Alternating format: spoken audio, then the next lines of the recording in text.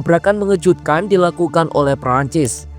Presiden mereka Emmanuel Macron mengumumkan secara resmi akan mengakui kedaulatan Palestina pada September 2025 mendatang. Pernyataannya ini sontak menuai reaksi keras dari Amerika Serikat dan Israel. Menteri Luar Negeri AS Marco Rubio, PM Israel Benjamin Netanyahu, dan Menteri Pertahanan Israel Israel Katz sudah mengecam pernyataan Macron. Sebaliknya pihak Palestina memberikan pujian dan terima kasih kepadanya. Lalu kenapa Prancis pada akhirnya memilih mengakui negara Palestina? Bagaimana peluang pengakuan Prancis ke Palestina terhadap perubahan arah dukungan di Eropa?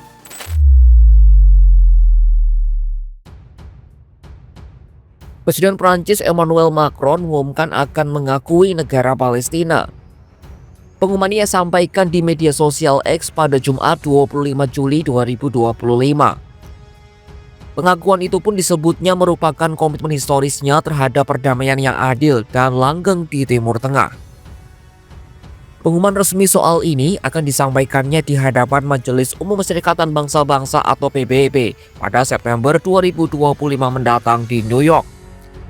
Macron menegaskan perdamaian di kawasan tersebut masih mungkin dan prioritas utama adalah mengakhiri perang di Gaza serta memberikan bantuan kepada penduduk sipil. Ada beberapa hal yang menurutnya harus segera dipastikan, seperti gencatan senjata segera, lalu pembebasan semua sandera dan bantuan kemanusiaan besar-besaran bagi warga Gaza. Macron turut mendesak demilitarisasi Hamas serta membangun dan menjamin kelangsungan negara Palestina baru. Ia juga menulis surat kepada Presiden Otoritas Palestina Mahmud Abbas yang menyatakan tekadnya untuk terus maju.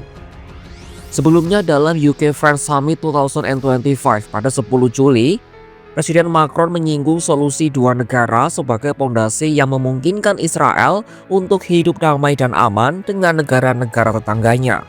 Ensemble, nous savons la nécessité d'offrir un chemin politique. Et je crois à l'avenir de la solution à deux États comme base d'une architecture de sécurité régionale qui permettra à Israël de vivre en paix et en sécurité avec ses voisins. Je crois à la nécessité d'unir nos voix à Paris, à Londres et partout ailleurs pour reconnaître un État de Palestine et initier cette dynamique politique qui est la seule conforme à une perspective de paix. Macron sebenarnya berniat mengumumkan soal pengakuan kedaulatan Palestina dalam pertemuan puncak dengan Arab Saudi di Riyadh pada 17 hingga 20 Juni 2025 lalu. Namun pertemuan itu batal imbas pecahnya perang antara Israel dan Iran. Prancis menjadi negara pertama dari kelompok G7, yakni AS, Inggris, Kanada, Prancis, Jerman, Jepang, dan Italia yang mengakui negara Palestina. Mengutip New York Times, Paris mengikuti jejak sejumlah negara Eropa lainnya yang terlebih dahulu mengakui Palestina, termasuk Spanyol, Irlandia, dan Norwegia. Namun pengakuan Prancis bisa dibilang ada di level yang berbeda. Pasalnya Prancis adalah satu-satunya negara dengan kekuatan nuklir di Uni Eropa, sekaligus anggota tetap Dewan Keamanan PBB. Paris juga menjadi rumah bagi populasi Yahudi dan Muslim terbesar di Eropa Barat. Macron disebut jengkel dengan penolakan Netanyahu untuk mengakhiri perang di Gaza yang telah menewaskan puluhan ribu penduduk.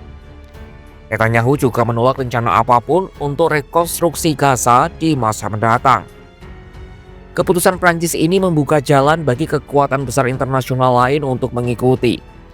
Inggris dan Jerman disebut CNN menjadi dua negara yang dinantikan apakah akan mengikuti jejak Paris atau tidak.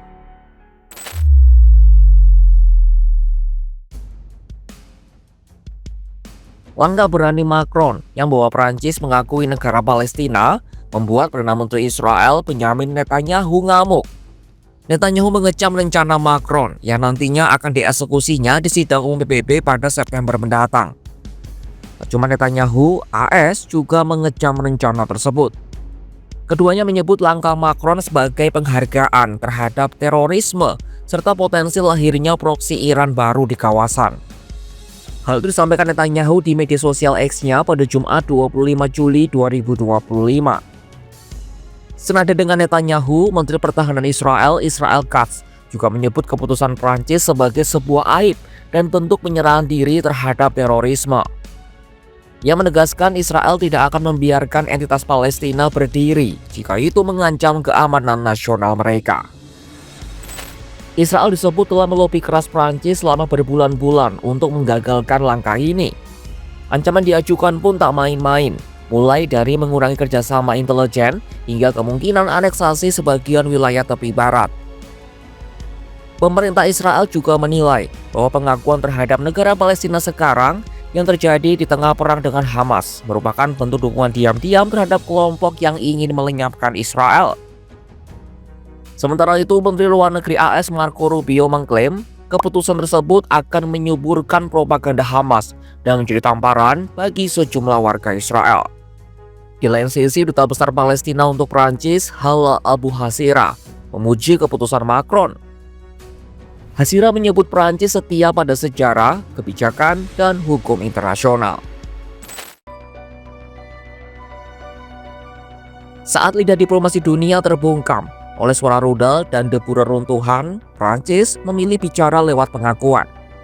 Macron melawan arus, berdiri di antara pujian dan kecaman. Di satu sisi disebut pahlawan perdamaian, di sisi lain dituduh memelihara teror. Tapi sejarah tak dicetak oleh mereka yang ragu, melainkan oleh yang berani menyimpang dari kebisuan. Maka kini sorotan dunia tertuju pada Paris. Apakah ini awal perubahan peta politik global atau hanya gemas sekejap di tengah riuh konflik yang tak kunjung padam? Saksikan kabar lainnya hanya di kanal YouTube Kompas.com.